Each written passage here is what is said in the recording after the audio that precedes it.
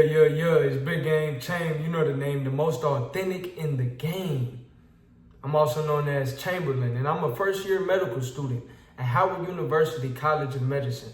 And on today's video, I'll be providing you with 3 study strategies that I wish I learned sooner. The first study strategy that I wish I learned sooner was active recall. Now, active recall is a lot different from passive recall.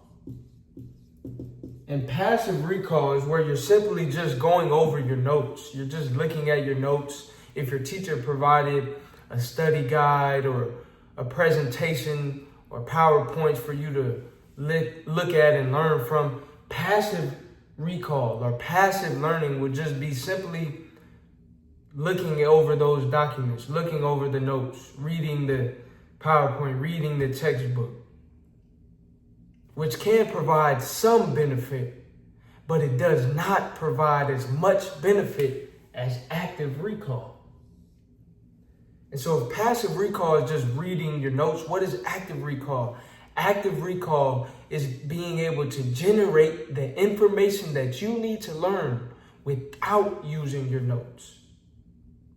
So if you're learning about muscles and you're learning about smooth muscle versus skeletal muscle versus cardiac muscle, reading your textbook or just looking at the PowerPoint that the teacher provided, which already displays the information that you need to learn for the exam, is not active recall. That's passive.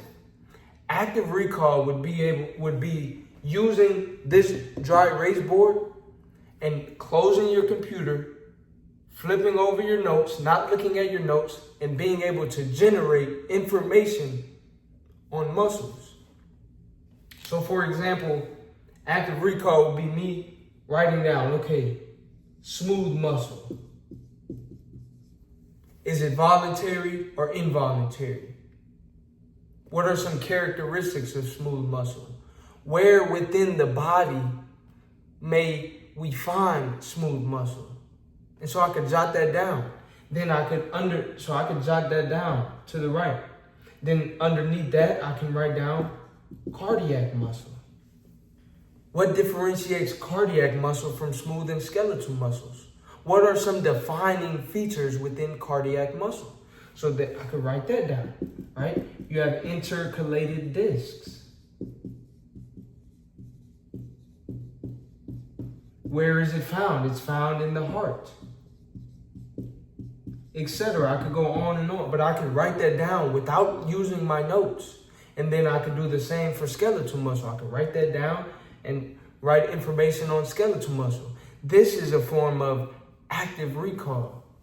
And this is what I use to help me learn information. But for many years, I used passive recall, passive studying methods, which is simply just looking over notes, looking at the PowerPoint slides, reading over the study guide. But active recall forces you to be able to regenerate or recall the information without looking at it, which is what you will be required to do on an exam. Number 2, another study strategy that I wish I learned sooner was the use of practice questions. Now, if you're watching this and you're wondering, how can I get practice questions? There are 2 ways that you can get practice questions. You can ask your professor, ask your teacher, hey, do you have any practice questions on the topics that we're covering in class? If not, what you can do, which is something that I do, is as the professor is giving their lecture and presenting the PowerPoint information, in the notes section of the PowerPoint, or if you want to use a pen and paper, write down some questions. So once again, back with this example of muscle, if the professor is presenting on smooth muscle, I may write down what is smooth muscle. What are some defining characteristics of smooth muscle? Where can I find smooth muscle? What kind of cells make up smooth muscle? These are questions that I would be writing down. So later when I get back home or when I get to the library, when I start studying, I would look at those questions and try to be able to answer those questions without using your notes. Because if you can answer these practice questions without using your notes and without having to rely on the textbook, then you will likely do well on the exam. Another source of practice questions is artificial intelligence, AI. There are many different AI resources that can provide practice questions. And third, another source of practice questions are different websites, different companies provide practice questions. I know Kaplan was a resource that provided practice questions for the MCAT and things of that nature. You have websites such as UWorld. There are many websites that provide opportunities for you to utilize practice questions. So utilize practice questions in addition to active recall. And last but not least, another great study strategy is using or implementing verbal explanations. Now, active recall, if you remember, I said writing down the information without using the notes. Practice questions, answering your questions without using notes. And verbal explanations are another form of being able to reiterate or explain the concepts that you need to learn without using your notes.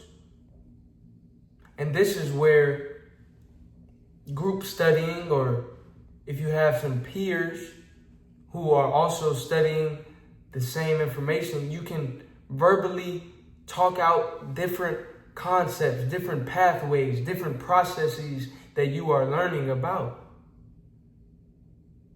And I already know some of you may be wondering, well, what if I don't have anybody to study with? Then you can still implement verbal explanations by yourself. So you can jot down the topic, cardiac muscle, and then try to give yourself maybe a minute to explain what is cardiac muscle, what is unique about cardiac muscle, where is it found? Involuntary or voluntary contractions. What similarities may I find between cardiac muscle and smooth muscle, etc. But being able to explain that verbally is another great study strategy, because if you can explain concepts verbally, if you can answer practice questions well, and if you can implement active recall, then you will likely do well on your quizzes and exams. And I know I said 3 study strategies, but I'll give you a 4th one. Just for, if you stayed on this video, comment number 4. Comment the number 4. That way I know you stayed on this video till the end, and for a 4th study strategy.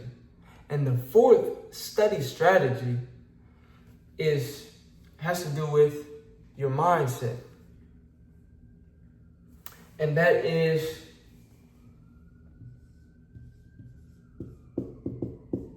confidence. How is confidence a study strategy? Well, confidence is the mindset. Confidence is the spirit that you need to have while studying and while taking your exam. Because if you're confident in yourself and your abilities, then you will trust yourself and you will perform at your best. Because you may know the information, but if you're not confident in yourself, then you may second guess yourself. Don't second guess yourself. while you're studying, while you're taking an exam, be confident.